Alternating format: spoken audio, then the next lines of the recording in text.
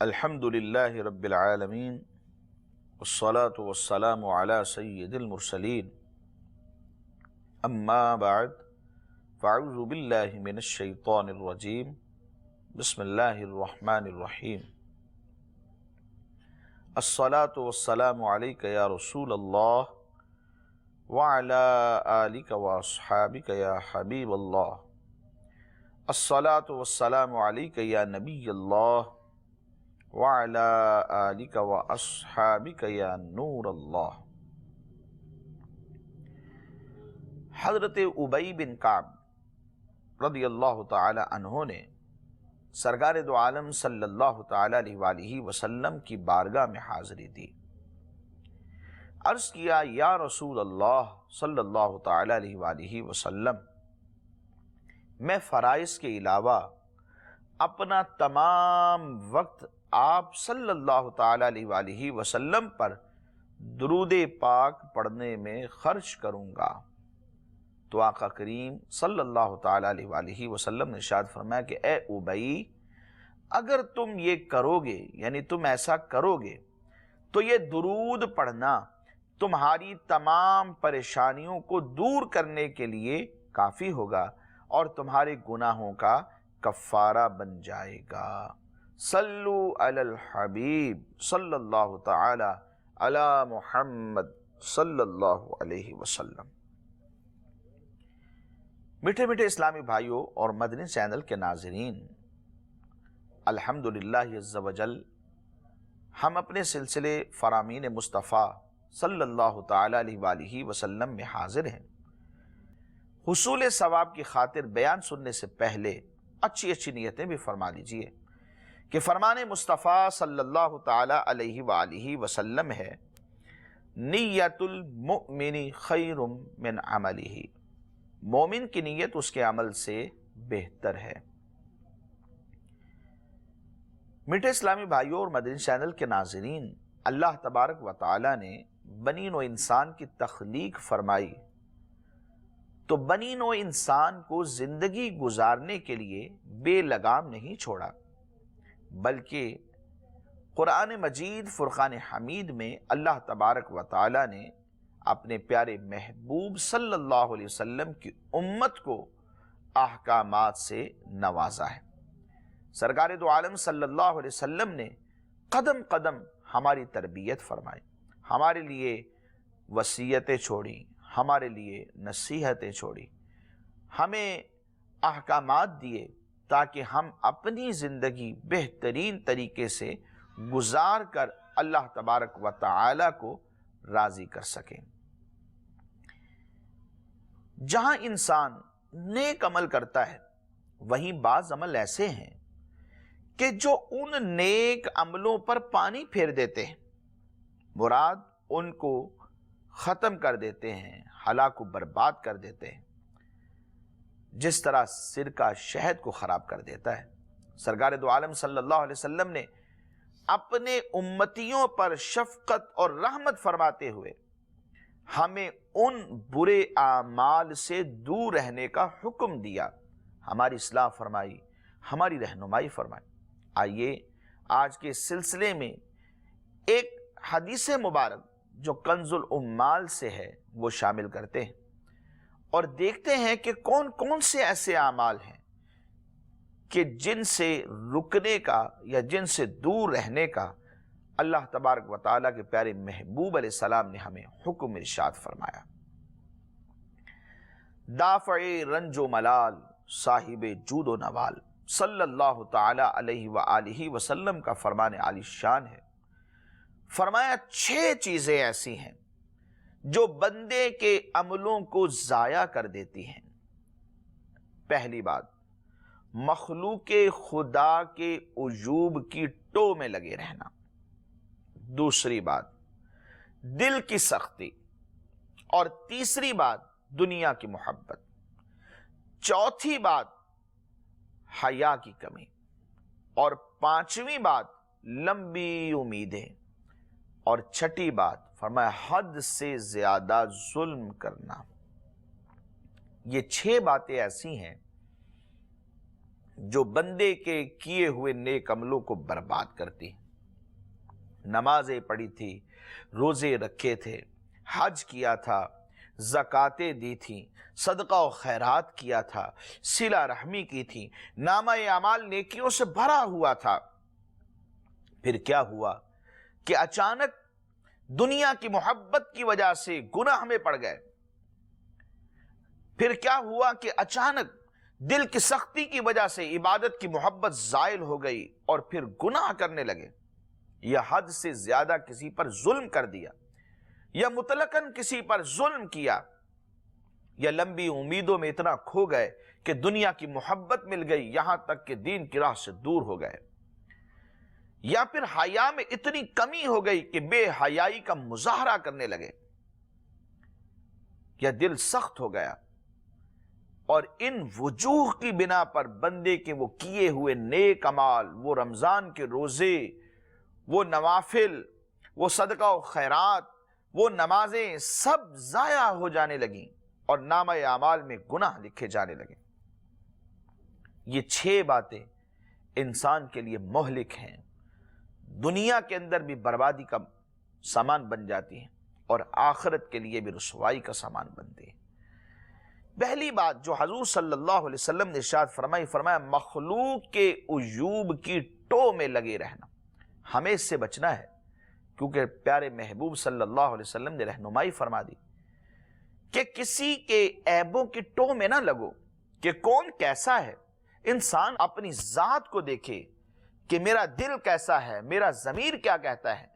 میں اپنی ذات کے بارے میں کیا ہوں، میرے عمل کہاں ہیں، کیا ایسا تو نہیں کہ میری پوری زندگی عیبوں سے بھری ہوئی ہے، کیا میں نے اپنے رب کی رضا کو حاصل کر لیا ہے، کیا اس کے پیارے محبوب صلی اللہ علیہ وسلم کو راضی کر لیا ہے، کیا میں نمازیں پڑھنے والا ہوں، کیا صدقہ و خیرات کرتا ہوں، کیا ایسا تو نہیں کہ میری جلوت و خلوت دونوں جدا جدا ہیں، ظاہر اور ہے باطن اور ہے، تنہائیوں میں گناہ کرتا ہوں اور ظاہر میں لوگوں کے سامنے نیکوکار بن جاتا ہوں۔ انسان اپنی ذات پر غور کرے، لوگوں کے عیبوں کے ٹو میں نہ پڑے۔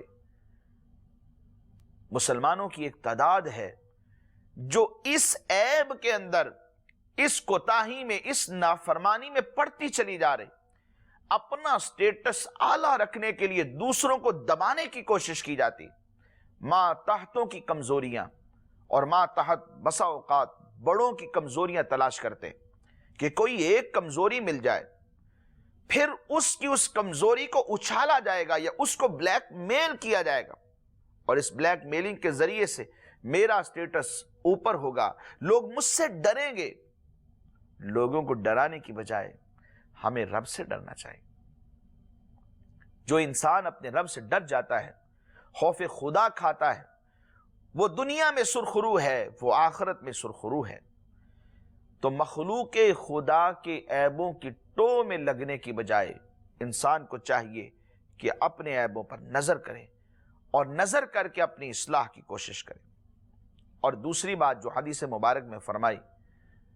فرمایا قساوت قلبی، دل کی جو سختی ہے یہ انسان کے عملوں کو تباہ کر دیتی ہے۔ دل کی سختی ہمیں کیسے پتا چلے، اس کی علامت کیا ہے، اس کی نشانی کیا ہے کہ جو ہم پہچان سکیں کہ کہیں ایسا تو نہیں معاذ اللہ ہمارا دل سخت ہو چکا ہے۔ علماء فرماتے ہیں دل کی سختی کی علامت یہ ہے کہ دل سے لذت عبادت ختم ہو جائے، یعنی عبادت تو کر رہا ہے، نماز تو پڑھ رہا ہے، توجہ گھر میں ہے، توجہ کاروبار میں ہے، توجہ دوست احباب کی نشستوں میں ہے، ان کی محافل میں ہے، دنیا داری میں ہے اور دنیا کے کاموں میں ہے۔ عبادت کی لذت کہاں ملے گی؟ کہا کہ جب عبادت کی لذت دل سے ختم ہو جائے، جانے لگے، تو سمجھ جاؤ کہ دل سخت ہو رہا ہے۔ نمبر 2، دل میں نافرمانی کی کڑواہٹ کا محسوس نہ ہونا، یعنی نافرمانی کر رہا ہے لیکن احساس نہیں کہ میں نافرمانی کر رہا ہوں۔ اور پھر تیسری علامت فرمایا حلال کو بلا دلیل مشکوک کہنا کہ رب نے چیز حلال کی ہے، دلیل بھی کوئی موجود نہیں، پھر بھی شک اور شبے میں پڑا ہوا ہے، یہ چیزیں ایسی ہیں کہ جو بندے کی قساوت قلبی یعنی دل کی سختی پر دلیل ہے۔ حضرت سیدنا سفیان ثوری رحمت اللہ تعالی فرماتے ہیں دل کی سختی کے دو اسباب ہیں، پیٹ بھر کر کھانا کھانا اور زیادہ بولنا۔ حضرت معروف کرخی رحمت اللہ تعالی علیہ فرمایا کرتے تھے کہ دنیا چار چیزوں کا نام ہے، ایک مال، دوسرا کلام، تیسرا سونا اور چوتھا کھانا، کہ مال انسان کے لیے سرکشی کا سبب بن جاتا ہے، اور کلام لہو و لعب کے اندر انسان کو مبتلا کر دیتا ہے، اور سونا اسے غافل کر دیتا ہے، اور کھانا دل کی سختی کا سبب بن جاتا ہے۔ حضرت سیدنا عقبہ بن عامر رضی اللہ تعالیٰ عنہ سے مروی ہے، نبی کریم صلی اللہ تعالیٰ علیہ وآلہ وسلم کا فرمان عبرت نشان ہے، جب تم کسی بندے کو دیکھو کہ اللہ تبارک و تعالی اس کو عطا فرماتا ہے اور وہ اپنے گناہوں پر قائم ہے تو یہ اس کی طرف سے ڈیل ہے۔ جی ہاں میٹھے اسلامی بھائیوں، قرآن نے اس کو واضح کر دیا کہ ایک شخص پر اللہ کی عنایتیں ہو رہی ہیں، نعمتوں پر نعمتیں آ رہی ہیں، اور یہ بندہ برابر شب و روز، شام و سحر، دن رات گناہوں میں پڑا ہوا ہے، لوگ دیکھ رہے ہیں یہ گناہ گار آدمی، اور اللہ رب العزت کی نعمتیں، رحمتیں اس پر برس رہی ہیں۔ کہا یہ مت سمجھو کہ وہ اللہ کی بارگاہ میں محبوب ہوگا اسی لیے نعمتیں آ رہی، یا نعمتوں کا آنا اس بات پر دلیل بن گیا ہے کہ جو یہ گناہ کر رہا ہے وہ گناہ کرنا گویا کہ اس کے لیے روا ہو گیا، جائز ہو گیا۔ ایسا ہرگز نہیں، یہ رب کی طرف سے ڈھیل ہوتی ہے۔ قرآن میں اللہ رب العزت نے فرمایا فَلَمَّا نَسُوا مَا ذُكِّرُوا بِهِ فَتَحْنَا عَلَيْهِمْ أَبْوَابَ كُلِّ شَيْءٍ حَتَّى إِذَا فَرِحُوا بِمَا أُوتُوا أَخَذْنَاهُمْ بَغْتَةً فَإِذَا هُمْ مُبْلِسُونَ۔ پھر جب انہوں نے بلا دیا جو نصیحتیں ان کو کی گئی تھی، ہم نے ان پر ہر چیز کے دروازے کھول دیے، یہاں تک کہ جب خوش ہوئے اس پر جو انہیں ملا تو ہم نے اچانک انہیں پکڑ لیا، اب وہ آس ٹوٹے رہ گئے۔ معلوم ہوا کہ تمام عذابوں میں سخت تر جو عذاب ہے وہ دل کی سختی ہے، کہ جس کے سبب تعلیم نبی صلی اللہ علیہ وسلم بھی انسان کے دل پر اثر نہ کرے۔ اس آیت کریمہ سے معلوم ہوا کہ گناہ و معاصی کے باوجود دنیاوی راحتیں ملنا اللہ تبارک و تعالی کا غضب اور عذاب ہے، کہ اس سے انسان اور زیادہ غافل ہو کر گناہ پر دلیر ہو جاتا ہے، بلکہ کبھی خیال کرتا ہے کہ گناہ اچھی چیز ہے ورنہ مجھے نعمتیں نہ ملتی۔ تو فرمایا یہ کفر ہے، یعنی گناہ کو گناہ تسلیم کرنا فرض ہے، اس کو جان بوجھ کر اچھا کہنا یا اچھا سمجھنا گناہ کو یہ کفر ہے۔ اور یہ بھی معلوم ہوا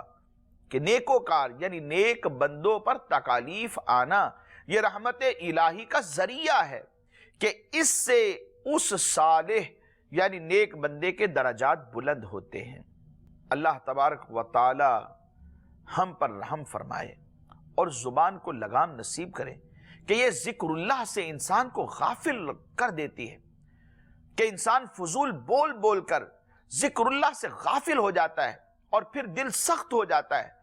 اور دل کی سختی کا انجام کیا ہے؟ آگ۔ انسان جہنم کی آگ کا ایندھن بن جاتا ہے۔ حضرت ابن عمر رضی اللہ تعالی عنہ آپ فرماتے ہیں کہ نبی کریم صلی اللہ علیہ وسلم نے یہ فرمایا ذکر اللہ کے بغیر زیادہ باتیں نہ کرو، کیونکہ بغیر ذکر اللہ زیادہ باتیں دل کی سختی ہے، اور لوگوں میں سب سے زیادہ اللہ سے دور سخت دل والا ہے۔ میٹھے اسلامی بھائیوں اور مدنی چینل کے ناظرین، دل کی سختی کا سبب پیٹ بھر کر کھانا ہے اور فضول گفتگو ہے۔ حضرت سیدنا یحییٰ معاذ رازی رحمت اللہ تعالی علیہ فرماتے ہیں جو پیٹ بھر کر کھانے کا عادی ہو جاتا ہے اس کے بدن پر گوشت بڑھ جاتا ہے، اور جس کے بدن پر گوشت بڑھ جاتا ہے وہ شہوت پرست ہو جاتا ہے، اور جو شہوت پرست ہو جاتا ہے اس کے گناہ بڑھ جاتے ہیں، اور جس کے گناہ بڑھ جاتے ہیں اس کا دل سخت ہو جاتا ہے، اور جس کا دل سخت ہو جاتا ہے وہ دنیا کی آفتوں اور رنگینیوں کے اندر مبتلا کر دیا جاتا ہے، اور پھر یہ شخص غرق ہو جاتا ہے۔ میٹھے اسلامی بھائیوں، مدنی چینل کے ناظرین، علماء نے دل کی سختی کا علاج بھی تحریر فرمایا ہے۔ حضرت سیدنا ابو ہریرہ رضی اللہ تعالیٰ عنہ سے مروی ہے کہ ایک شخص نے سرکار دو عالم صلی اللہ تعالیٰ علیہ وآلہ وسلم کی بارگاہ میں حاضر ہو کر اپنے دل کی سختی کی شکایت پیش کی، تو سرکار دو عالم صلی اللہ علیہ وسلم نے ارشاد فرمایا، کیا تو چاہتا ہے کہ تیرا یہ دل نرم ہو جائے اور تیری حاجتیں پوری ہوں؟ اس شخص نے عرض کیا کہ جی یا رسول اللہ صلی اللہ علیہ وسلم، میں چاہتا ہوں میرا دل نرم ہو جائے اور میری حاجتیں پوری ہو جائیں۔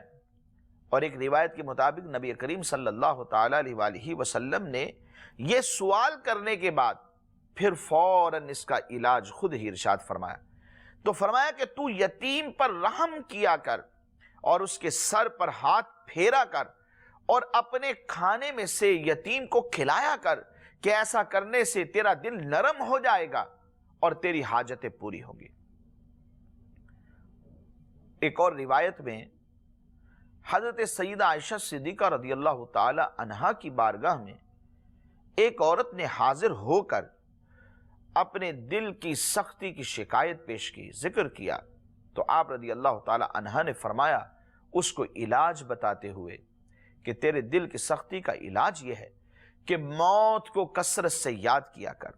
تیرا دل نرم ہو جائے گا۔ جب اس عورت نے سیدہ عائشہ صدیقہ رضی اللہ تعالی عنہا کے تجویز کیے ہوئے اس علاج پر عمل کیا کہ موت کو کثرت سے یاد کرنے لگی، تو اس کا دل نرم ہو گیا، اور پھر وہ واپس آ کر سیدہ عائشہ صدیقہ رضی اللہ تعالی عنہا کا شکریہ ادا کر کے گئی۔ حجت الاسلام حضرت سیدنا امام محمد بن محمد غزالی علیہ رحمت اللہ الوالی آپ فرماتے ہیں، اگر تم جلد توبہ کرو گے، گناہ کیا، جلد اللہ کی بارگاہ میں رجوع لے آؤ، نادم ہو جاؤ، آئندہ کے لیے گناہ کو ترک کر دو، اپنے رب کی بارگاہ میں جھک جاؤ اور آئندہ گناہ کے قریب نہ جانا۔ فرمایا اگر جلد گناہ سے توبہ کرو گے تو امید ہے کہ ان قریب گناہوں پر اصرار کرنے کے مرض کا تمہارے دل سے قلع کما ہو جائے گا، خاتمہ ہو جائے گا، پھر تم اصرار نہ کرو گے، اور گناہوں کی نحوست کا بوجھ تمہاری گردن سے اتر جائے گا، اور گناہوں کی وجہ سے جو قساوت قلبی یعنی دل کی سختی پیدا ہو جاتی ہے، اس سے ہرگز بے خوف نہ ہو، بلکہ ہر وقت اپنے دل پر نگاہ رکھ، اپنا محاسبہ کر، کیونکہ بعض صالحین رحمہم اللہ المبین نے فرمایا ہے بے شک گناہ کرنے سے دل سیاہ ہو جاتا ہے، اور دل کی سیاہی کی علامت یہ ہوتی ہے کہ گناہوں سے گھبراہٹ نہیں ہوتی، گناہ کر رہا بلا روک ٹوک، لوگوں کے سامنے اعلانیہ پوشیدہ گناہ کرتا چلا جا رہا ہے، طاعت یعنی عبادت کے لیے موقع نہیں ملتا، گناہوں سے گھبراہٹ نہیں ہوتی اور عبادت کے لیے موقع نہیں ملتا، نصیحت سے کوئی فائدہ نہیں ہوتا، لاکھ لوگ سمجھائیں تو یہ کہتا ہوا نظر آتا ہے، نہ سہے مت کر نصیحت، دل میرا گھبرائے ہے، اس کو دشمن جانتا ہوں جو مجھے سمجھائے ہے۔ نصیحت سے کوئی فائدہ نہیں ہوتا، یعنی نصیحت و بیان سن کر دل پر کوئی اثر نہیں ہوتا۔ پھر فرمایا عزیز کسی گناہ کو معمولی نہ خیال کر، اور کبیرہ گناہوں پر اصرار کرنے کے باوجود اپنے آپ کو تائب یعنی توبہ کرنے والا گمان نہ کر، اللہ کی بارگاہ میں جھک جا۔ تو حدیث مبارک میں فرمایا کہ پہلی بات جو عملوں کو برباد کرنے والی ہے وہ خدا کی مخلوق کے عیبوں کی ٹو میں لگے رہنا ہے، اور دوسری بات قساوت قلبی ہے، اور تیسری دنیا کی محبت ہے۔ اللہ تبارک و تعالیٰ نے بنی نوع انسان کو پیدا کیا، انہیں اشرف المخلوقات بنایا، اور بنین و انسان کو بے شمار نعمتوں سے نواز دیا، اور اس دنیا کو بہت ساری نعمتوں سے اللہ تبارک و تعالیٰ نے مزین کر دیا، لیکن اس کے ساتھ ساتھ دنیا کی مذمت کو بھی بیان فرمایا اور لوگوں کو حکم دیا کہ نیک عمل کرو، اللہ سے ڈرو، امید سے فریب نہ کھاؤ، موت کو نہ بھولو، اور دنیا سے بے رغبت رہو کہ یہ تمہارے سامنے دلہن کی طرح بن سور کر آتی ہے، دل فدا ہو جاتے ہیں، روحیں اس پر فریفتہ ہو جاتی ہیں، لیکن اگر نگاہ حقیقت سے اسے دیکھیں تو معلوم ہو جائے گا کہ یہ دنیا تو خسیس اور ایک حقیر چیز ہے، مصائب کا گھر ہے، اور اس کا نیا پرانا ہو کر رخصت ہو جاتا ہے۔ اگر نفیس اور اعلیٰ چیز کی خواہش رکھتے ہو تو آخرت کی تیاری کرو، اور آخرت کے لیے کوئی ذخیرہ اور خزانہ تیار کرو، اور وہ خزانہ کیا ہے؟ اعمال صالحہ ہیں، نیک عمل ہے، اللہ کی رضا ہے، اللہ کے پیارے محبوب علیہ السلام کی رضا ہے۔ دنیا کیسی ہے؟ دنیا کی مثال قرآن نے دی، انما مثل الحیات الدنیا كماء انزلناه من السماء فاختلط به نبات الارض مما يأكل الناس والانعام حتى اذا اخذت الارض زخرفها وزينت وظن اهلها انهم قادرون عليها اتاها امرنا ليلا او نهارا فجعلناها حصيدا كأن لم تغن بالامس كذلك نفصل الآيات لقوم يتفكرون۔ اسی طرح سورہ کہف میں اللہ تبارک و تعالیٰ نے فرمایا، اس کا خلاصہ یہ ہے کہ ایک کسان زمین میں کھیتی باڑی کرتا ہے، بیج ڈالتا ہے، پانی ڈالتا ہے، اسے سردی اور گرمی کے حساب سے مینج کرتا ہے، فصل اگتی ہے، لہلہاتی ہے، بہت خوبصورت لگتی ہے، دل بڑا خوش ہوتا ہے کہ اجناس ڈھیروں کے ڈھیر ملیں گے، گندم ڈھیروں کے ڈھیر ملے گی، فصل پک گئی ہے، اور پھر ہم انہیں بیچیں گے، پیسے کمائیں گے۔ یہ سارے منصوبے ایک طرف چل رہے ہوتے ہیں، لیکن جب اس کی کٹائی کرنے کا وقت قریب آتا ہے، اس سے صرف ایک رات پہلے ایک طوفان آتا ہے، تیز آندھی چلتی ہے، اور اتنی بارش برستی ہے کہ پانی ایک سیلاب کی شکل اختیار کر جاتا ہے، اور پھر سب کچھ اس کا تباہ و برباد ہو جاتا ہے۔ اور صبح کسان ہاتھ ملتا رہ جاتا ہے کہ کچھ بھی ہاتھ نہ آیا، تو اللہ تبارک و تعالیٰ فرماتا ہے کہ انسان کی زندگی کی مثال یہ ہے کہ انسان بڑے بڑے منصوبے بناتا ہے، کاروبار کرتا ہے، پیسہ کماتا ہے، زمینیں خریدتا ہے، گھر خریدتا ہے، دکانیں خریدتا ہے، کپڑے خریدتا ہے، سب کچھ ہوتا ہے۔ اب جب سارا کچھ کر کرا کر سمجھتا ہے کہ میرے پاس اب سب کچھ ہے، کہ پھر اچانک موت آ جاتی ہے اور اس کا سارا کیا کرایا یہیں پڑے کا پڑا رہ جاتا ہے۔ تو فرمایا دنیا کی زندگی کی یہ حقیقت ہے کہ ایک آدمی دنیا کا محفوظ ترین سفر کرتا ہے اور چلتا ہے، پھر اس کے بعد پتہ اس کو یوں چلتا ہے کہ گاڑی کا ایکسیڈنٹ ہو گیا، جہاز غرق ہو گیا، تباہ ہو گیا، اور بعض اوقات تو انسان تو کیا سواری بھی نہیں ملتی اور پتہ ہی نہیں چلتا کہ کہاں گری، کہاں تباہ ہوئی۔ تو فرمایا جا رہا ہے کہ یہ دنیا اور اس کی زندگی ایسی ہی فانی ہے۔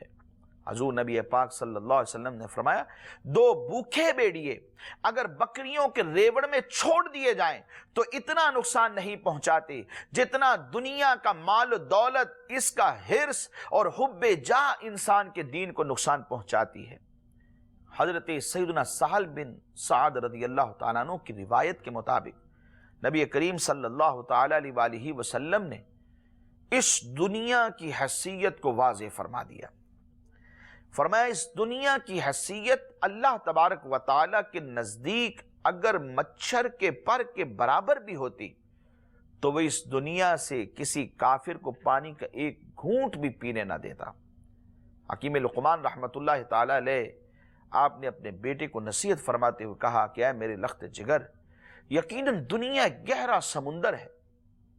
اور بہت سارے لوگ اس میں غرق ہو چکے ہیں، پس اس گہرے سمندر میں نجات کے لیے تیرا سفینہ، تیری کشتی خوف خدا ہونا چاہیے۔ یعنی اگر تو چاہتا ہے دنیا میں سرخرو ہو جائے، آخرت میں سرخرو ہو جائے، تو خوف خدا دل میں رکھو، دنیا بہتر رہے گی، آخرت بہتر ہوگی۔ آپ رحمت اللہ تعالی علیہ نے یہ نصیحت بھی فرمائی، اے میرے بیٹے دنیا کو آخرت کے عوض بیچ ڈال، دنیا بھی مل جائے گی اور آخرت بھی بہتر ہوگی، لیکن آخرت کو دنیا کے بدلے مت بیچنا کہ دونوں جہان میں خسارہ پائے گا۔ حضرت امام شافعی رحمت اللہ تعالی علیہ واعظ و نصیحت کرتے ہوئے ارشاد فرماتے ہیں، اے میرے بھائی بے شک دنیا پھسلنے کی جگہ ہے، ذلت کا گھر ہے، اس کو آباد کرنے والے خرابی کی طرف بڑھ رہے ہیں، اس میں رہنے والے قبروں کی طرف جانے والے ہیں، اس کا شیرازہ بکھرنے پر موقوف ہے، اس کی مالداری غربت میں بدل جاتی ہے، اس کا دولت مند وہ تنگ دست ہو جاتا ہے، اور اس کا جو تنگ دست ہے وہ دولت مند بن جاتا ہے۔ اللہ سے ڈرو اور اس کی تقسیم پر راضی رہو۔ باقی رہنے والے گھر یعنی جنت سے فنا ہونے والے گھر یعنی دنیا کے لیے پیشگی وصول نہ کر، تیری زندگی زائل ہو جانے والے سائے اور گرنے والی دیوار کی طرح ہے، پس اچھے عمل زیادہ کر اور لمبی امیدیں نہ باندھ۔ میٹھے اسلامی بھائیو، مدنی چینل کے ناظرین، دنیا کی محبت انسان کو غافل کر دیتی ہے، دنیا کی محبت انسان کے کیے ہوئے نیک عملوں کو بھی تباہ و برباد کر دیتی ہے۔ اور چوتھی بات فرمایا حیا کی کمی، نہ بڑے کا حیا، نہ چھوٹے کا حیا، نہ بہن کا حیا، نہ بیوی کا حیا، نہ بیٹی کا حیا، نہ ماں کا حیا، نہ والد کا حیا۔ حیا کا سلسلہ جب ختم ہو جاتا ہے تو انسان کو اپنے حال پر چھوڑ دیا جاتا ہے۔ یہ حیا کی کمی انسان کے روزوں کو تباہ کرتی ہے، یہ حیا کی کمی انسان کے نمازوں کو تباہ کرتی ہے، یہ حیا کی کمی انسان کے نیک اعمال کو برباد کر دیتی ہے، جو کیے تھے وہ بھی اس کی وجہ سے برباد ہونے لگے۔ اللہ اکبر۔ تو حیا کی کمی نہیں ہونی چاہیے، انسان کو حیا والا ہونا چاہیے، غیرت مند ہونا چاہیے کہ حیا ایمان سے ہے۔ حضرت ابو ہریرہ رضی اللہ تعالیٰ سے مروی ہے کہ نبی کریم صلی اللہ علیہ وسلم نے ارشاد فرمایا، الایمان بضع وستون شعبۃ والحیاء شعبۃ من الایمان، ایمان کے 60 سے زیادہ شعبے ہیں اور حیا بھی ایمان کا ایک حصہ ہے۔ تو اس لیے حیا کو اپنے ہاتھ سے نہیں جانے دینا چاہیے۔ پانچویں بات جو اس حدیث مبارک میں نبی کریم صلی اللہ علیہ وسلم فرمائی، لمبی امیدیں، یہ انسان کو ذکر الہی سے غافل کرتی ہیں، دنیا کی محبت پیدا کر دیتی ہیں، احکام الہی سے یکسر غافل کر دیتی ہیں، پھر انسان آہستہ آہستہ جہنم کی آگ کا ایندھن بننے کی طرف بڑھتا چلا جاتا ہے اور راہ حق سے، راہ ہدایت سے یکسر غافل ہو جاتا ہے۔ اس لیے لمبی امیدیں نہیں باندھنی چاہیے۔ اور پانچویں اور آخری بات جو آج کی کنز الامال کی حدیث مبارک میں بیان کی گئی، فرمایا حد سے زیادہ ظلم، ظلم تو گناہ کبیرہ ہے، ظلم کریں گے مسلمان کو اذیت دیں گے۔ حضور فرماتے ہیں، من آذا مسلما فقد آذانی ومن آذانی فقد آذ اللہ، جس نے ایک مسلمان کو اذیت دی اس نے مجھے اذیت دی، اور جس نے مجھے اذیت دی اس نے اللہ تبارک و تعالیٰ کو دی۔ میٹھے میٹھے اسلامی بھائی اور مدنی چینل کے ناظرین، ہمیں ان تمام مہلکات سے اپنی ذات کو بچانا ہے، مخلوق خدا کے عیبوں کے ٹو میں نہیں لگنا، ہمیں اپنے دل کو سخت ہونے سے بچانا ہے، نرم دلی رکھنی ہے، ہمیں دنیا کی محبت دل میں نہیں بسانی، آخرت کی محبت کا خیال کرنا ہے، ہمیں حیا کا دامن پکڑنا ہے، حیا میں کمی نہیں ہونے دینی، ہمیں لمبی امیدیں نہیں رکھنی، آخرت کا شوق رکھنا ہے، اور حد سے زیادہ ظلم تو بڑی دور کی بات ہے، ہم نے ظلم کے راستے پر بھی نہیں چلنا۔ اللہ تبارک و تعالی ہم سب کو عمل کی توفیق نصیب فرمائے، آمین بجاہ النبی الامین صلی اللہ تعالی علیہ وآلہ وصحابہ وبارک وسلم۔